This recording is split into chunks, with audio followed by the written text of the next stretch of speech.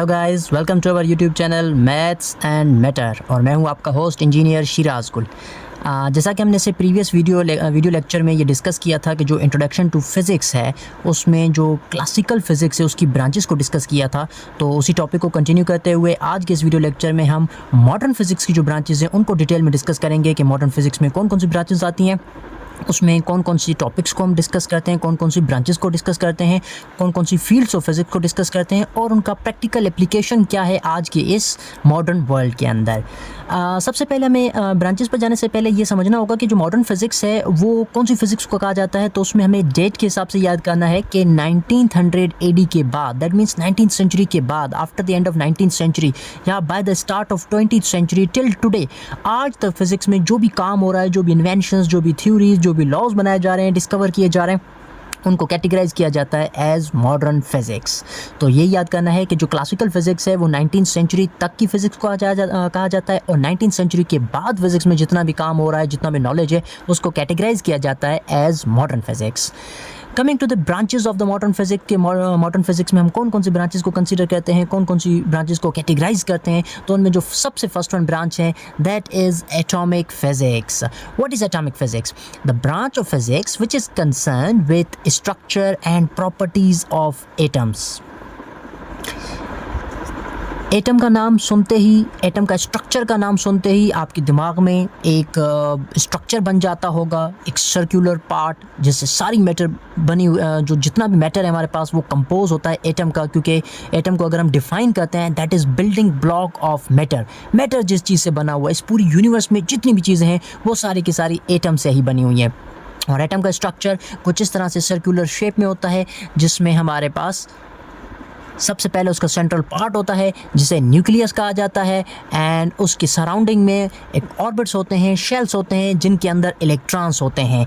तो जब हम एटॉमिक फिज़िक्स की बात करते हैं, atomic physics which is branch of physics which is concerned with the structure and properties of atoms as determined by the electrons outside the nucleus। Nucleus के around ये जो एरिया है जिसमें इलेक्ट्रॉन्स रिवॉल्व करते हैं, जब हम इस पार्ट को डिस्कस करते हैं, इस पार्ट के बारे में स्टडी करते हैं, न्यूक्लियस के अराउंड ऐसा पार्ट जिसमें इलेक्ट्रॉन्स रिवॉल्व कर रहे हैं, जब इसके बारे में हम स्टडी करते हैं तो उसे एटॉमिक फिज़िक्स कहा जाता है। सिंपली अगर हम कहना चाहें तो एटॉमिक फिज़िक्स में हम एटम का जो इलेक्ट्रॉन होता है उसे डिटेल में डिस्कस कर रहे होते हैं।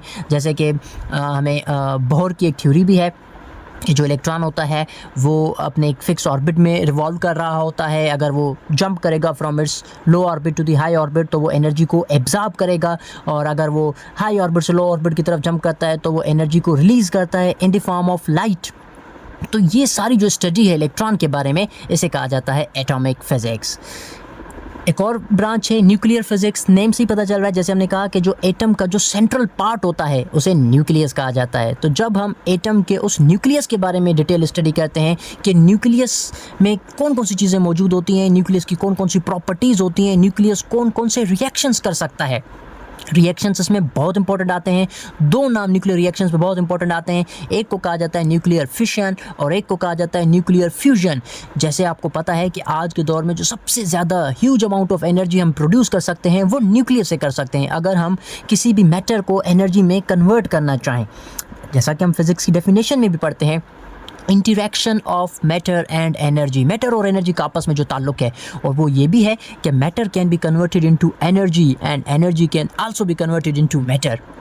According to Einstein equation is equal to mc²। हम ये भी मालूम कर सकते हैं कि न्यूक्लियस को या किसी भी मैटर को अगर हम एनर्जी में कन्वर्ट करना चाहें तो कितनी huge amount of energy produce हो सकती है। तो ये सारा कॉन्सेप्ट जो है वो न्यूक्लियर फिज़िक्स में आ सकता है।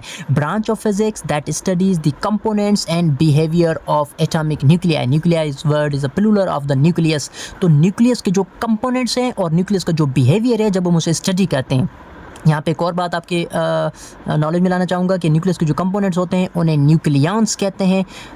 As we know that nucleus के अंदर प्रोटॉन्स भी मौजूद होते हैं और न्यूट्रॉन्स भी मौजूद होते हैं, उन दोनों को कलेक्टिवली हम न्यूक्लियॉन्स कहते हैं। तो न्यूक्लियॉन्स के बारे में जब हम स्टडी करते हैं तो उसे न्यूक्लियर फिज़िक्स कहा जाता है। It explores the phenomena such as nuclear reactions, fission, fusion and the properties of atomic nucleus. तो एटॉमिक न्यूक्लियस के बारे में या न्यूक्लियॉन्स के बारे में जब हम डिस्कस करते हैं, स्टडी करते हैं तो उसे न्यूक्लियर फिज़िक्स कहा जाता है।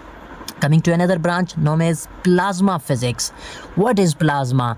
As we know that there are three atomic states, solid, liquid and gas. But जब आप किसी भी गैस को at high temperature, बहुत ज़्यादा टेम्परेचर देते हैं तो वो जो गैस होती है वो आयोनाइज हो जाती है। आयोनाइज होने का क्या मतलब होता है कि जो गैसेस का जो एटम होता है वो ब्रेक डाउन हो जाता है। एटम के अंदर हमें पता है कि जो प्रोटॉन और इलेक्ट्रॉन का नंबर होता है वो सेम होता है। इसका मतलब है एटम खुद न्यूट्रल होता है, लेकिन जब उसे हाई टेम्परेचर पर आप हीट करते हैं तो जो एटम होता है वो ब्रेक हो जाता है और पॉजिटिव पार्ट अलग हो जाता है और उसका जो नेगेटिव पार्ट, इलेक्ट्रॉन वाला पार्ट होता है वो नेगेटिव हो जाता है, सेपरेट हो जाता है, दोनों अलग अलग हो जाते हैं। तो जब एटम्स के ऊपर इस तरीके से चार्जेस आ जाती हैं तो फिर उन्हें आइंस कहा जाता है। तो जो आयोनाइज्ड स्टेट ऑफ मैटर है, अगर हम प्लाज्मा, सिर्फ वर्ड प्लाज्मा को डिफाइन करना चाहें, which is the fourth state of matter, that is, उसको अगर सिंपली हम डिफाइन करेंगे, that is the ionised state of matter. तो फिज़िक्स की ऐसी ब्रांच जिसमें हम उसकी आयोनाइज्ड स्टेट को या फोर्थ स्टेट ऑफ मैटर को डिस्कस करते हैं तो उसे प्लाज्मा फिज़िक्स कहा जाता है। What is a general example of plasma? अगर हम प्लाज्मा को देखना चाहते हैं, बहुत सिंपल एग्जांपल है। हमारे पास जितने भी हमारी स्टार्स हैं, इंक्लूडिंग द सन, आप देखें सन का temperature, core temperature 1.5 billion degree centigrade. तो जो सन में जो गैसेस हैं, नॉर्मली सन के अंदर हाइड्रोजन और हीलियम प्रेजेंट होते हैं, तो वो एटॉमिक स्टेट में नहीं होते क्योंकि सन का कोर टेम्परेचर बहुत ज़्यादा होता है। तो वहाँ पर हाइड्रोजन हमेशा आयोनाइज स्टेट में होती है। दैट मीन्स वो प्लाज्मा फॉर्म में होती है। More than 99% of our universe is made up of plasma. क्यों? क्योंकि हमारे पास जो स्टार्स हैं उनका टेम्परेचर बहुत ही ज़्यादा होता है और वहाँ पे जो गैसेस होती हैं वो एटॉमिक स्टेट में नहीं बल्कि प्लाज्मा स्टेट में होती हैं। तो branch of physics which is concern with the properties of highly ionised atoms forming a mixture of bare nuclei and electrons. Bare nucleus उस न्यूक्लियस को कहा जाता है जिसके सराउंडिंग में कोई इलेक्ट्रॉन नहीं होते। जैसे मैंने आपको बताया कि हाई टेम्परेचर की वजह से ब्रेक हो जाता है एटम का जो न्यूक्लियस है और जो उसके इलेक्ट्रॉन वाला पार्ट होता है वो सेपरेट हो जाता है और न्यूक्लियस वाला पार्ट सेपरेट हो जाता है। तो ऐसा न्यूक्लियस जिसके सराउंडिंग में इलेक्ट्रॉन ना हो तो उन्हें बेयर न्यूक्लियाई कहा जाता है या बेयर न्यूक्लियस कहा जाता है। तो ऐसी स्टडी को हम प्लाज्मा फिजिक्स कहते हैं। Another is particle physics. Atom के फंडामेंटल पार्टिकल्स, एलिमेंट्री पार्टिकल्स के बारे में स्टडी करना। एलिमेंट्री या फंडामेंटल पार्टिकल्स उन पार्टिकल्स को कहा जाता है जिन्हें फर्दर ब्रेक ना किया जा सके। हम जब सब एटॉमिक पार्टिकल्स की बात करते हैं तो हमारे जहन में इलेक्ट्रॉन, प्रोटॉन एंड न्यूट्रॉन का नाम आता है। इलेक्ट्रॉन तो उनमें से फंडामेंटल है, लेकिन प्रोटॉन और neutron they are not fundamental particles, they can be break down into another particles. तो ऐसे पार्टिकल्स, मैटर के वेरी बेसिक पार्टिकल्स जिन्हें फर्दर ब्रेक ना किया जा सके, उन्हें फंडामेंटल पार्टिकल्स कहा जाता है। जब हम उन फंडामेंटल पार्टिकल्स के बारे में स्टडी करते हैं तो उसे पार्टिकल फिजिक्स कहा जाएगा। Particle physics, also known as high energy physics, studies the fundamental particles of the universe and their interaction. It includes the study of particles like quarks, up और down quarks मिलते हैं जिनकी वजह से ही protons और neutrons बनते हैं। Leptons के बारे में स्टडी करना, बोसोन्स के बारे में स्टडी करना, हिग्स बोसोन जिन्हें गॉड पार्टिकल्स भी कहा जाता है, इन तमाम चीज़ों के बारे में स्टडी करना। और वीक और स्ट्रॉन्ग न्यूक्लियर फोर्सेस, न्यूक्लियस के अंदर जो फोर्सेस प्रेजेंट है, strong nuclear force, weak nuclear force, इन तमाम चीज़ों के बारे में स्टडी करने को पार्टिकल फिजिक्स कहा जाता है। Another branch is quantum mechanics. एक और बात यहाँ पर इंक्लूड करना चाहूँगा कि मॉडर्न फिजिक्स का जो दूसरा नाम है वो है क्वांटम फिजिक्स। मैक्स प्लैंक जो साइंटिस्ट थे, उनकी क्वांटम थ्योरी की वजह से मॉडर्न फिजिक्स को एक और भी नाम दिया जाता है जिसे हम क्वांटम फिजिक्स कहते हैं। What is quantum mechanics? Branch of physics that deals with the behavior of particles on an atomic and subatomic level.